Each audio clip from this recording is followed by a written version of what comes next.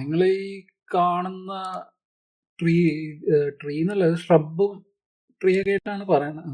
ഷ്രബാണ്, പിന്നെ ചെറിയ ട്രീ ആയിട്ടും വേണമെങ്കിൽ കൺസിഡർ ചെയ്യാം.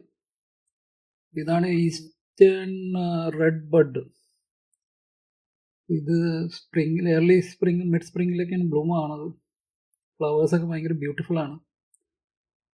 അപ്പോൾ ഇത് ഫ്ലവറിങ് പ്ലാന്റ് എന്ന് വേണമെങ്കിൽ പറയാം. പക്ഷേ ഈ ഫ്ലവർ 2-3 ആഴ്ചയൊക്കെ ഉണ്ടാവുള്ളൂ, മാക്സിമം 1 മാസം. അത് കഴിഞ്ഞാൽ പിന്നെ അടുത്ത വർഷം സ്പ്രിംഗിലേ ഉണ്ടാവുള്ളൂ.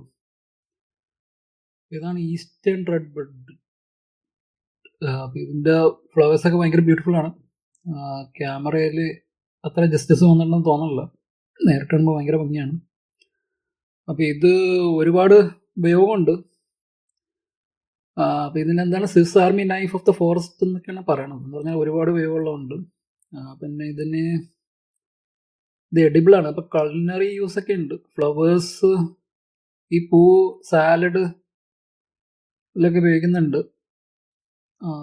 പിന്നെ ജെല്ലി ഉണ്ടാക്കാൻ ഉപയോഗിക്കുന്നുണ്ട്. പിന്നെ പിന്നെ ഇതിൻ്റെ മൊട്ട്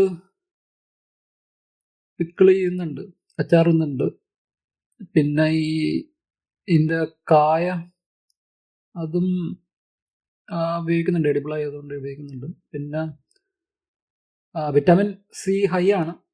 അപ്പോൾ ഈ ഫ്രഷ് ഓർ ഡ്രൈഡ് ഫ്ലവേഴ്സ് നമ്മൾ ചായ ഉണ്ടാക്കാനായിട്ട് ഉപയോഗിക്കുന്നുണ്ട്.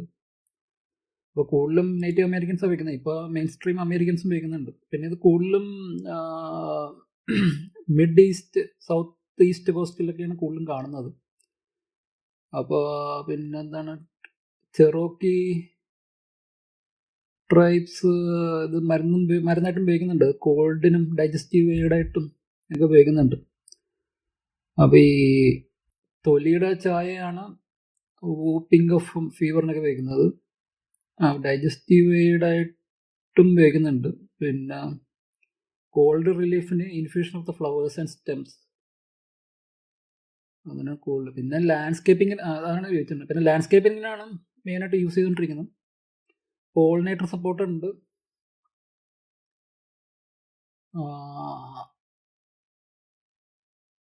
പോളിനേറ്റർ സപ്പോർട്ട് വരുമ്പോഴത്തേക്കും സ്പെഷ്യൽ ടൈപ്പ് ബട്ടർഫ്ലൈസും പിന്നെ ബേർഡ്സും നോർത്തേൺ കർണൽസ്, ആ ബേർഡ്സ് ഒക്കെ വരുന്നുണ്ട്.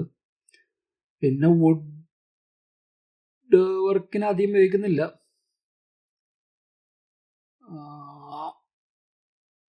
ചെറിയ ചെറിയ പാത്രങ്ങളും മറ്റേ മറ്റേ പറയുന്ന വേറെ സംഭവം ഉണ്ടല്ലോ, ഈ കറി ഇളക്കാൻ ഉപയോഗിക്കുന്ന ആ സംഭവമൊക്കെ, അതൊക്കെ ഉണ്ടാക്കാനൊക്കെ ഉപയോഗിക്കുന്നുള്ളൂ. പിന്നെ ഡൈയിങ്ങിന് ഉപയോഗിക്കുന്നുണ്ട്. യെല്ലോ ഡൈ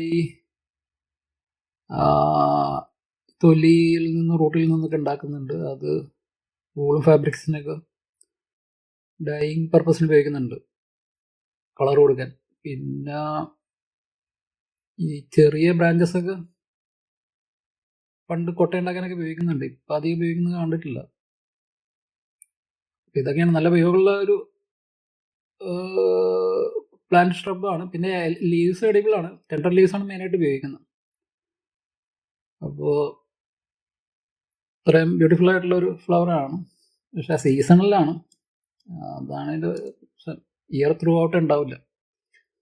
നമ്മുടെ നാട്ടിലും വെച്ച് പിടിപ്പിക്കാവുന്നതാണ്. അപ്പോൾ ഇത് 4 ഡിഗ്രി ടു 25 ഡിഗ്രി സെൻറ്റിഗ്രേഡ് ആ റേഞ്ചിൽ നന്നായിട്ട് വളരും. കേരളത്തിലെ പണ്ടത്തെ കാലാവസ്ഥ. ഇപ്പോഴത്തെ 25 ഡിഗ്രി മേലെ അത്ര നന്നായിട്ട് വളരില്ല എന്നാണ് പറയുന്നത്. പിന്നെ ഇതിപ്പോൾ ഇതിൻ്റെ കുറച്ചുകൂടി വലിയ മരമാണത്, ഈ ഇപ്പം കാണുന്നത്. ഇതാണ് ഇതിൻ്റെ ക്ലോസപ്പ് വ്യൂ. ഇതൊക്കെയാണ് ഇതിനെപ്പറ്റി പറയാനുള്ളത്.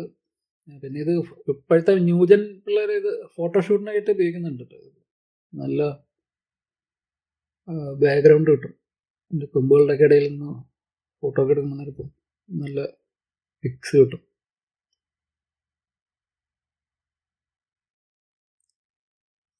ലാൻഡ്സ്കേപ്പിങ്ങിന് ഉപയോഗിക്കുക അത്. പക്ഷേ പൂവിൻ്റെ ഭംഗി നോക്കുകയാണെങ്കിൽ 1 മാസത്തേക്ക് ഉണ്ടാവുള്ളൂ ഇത്. ആ പൂ നമുക്ക് കിട്ടത്തുള്ളൂ. ഇതൊക്കെയാണ് ഇതിനെപ്പറ്റി പറയാനുള്ളത്. പിന്നെ പറയാനുള്ളത് വെച്ചാൽ ഇതിൻ്റെ സീഡ്സൊക്കെ ഇപ്പോൾ ഇന്ത്യയിലും ഓൺലൈനായിട്ടൊക്കെ ആളുകൾ വിൽക്കുന്നുണ്ട്. നമ്മുടെ നാട്ടിലും പിടിപ്പിക്കാവുന്നതാണ്, എസ്പെഷ്യലി ഹൈ റേഞ്ച് ഏരിയയിൽ. ഓക്കെ.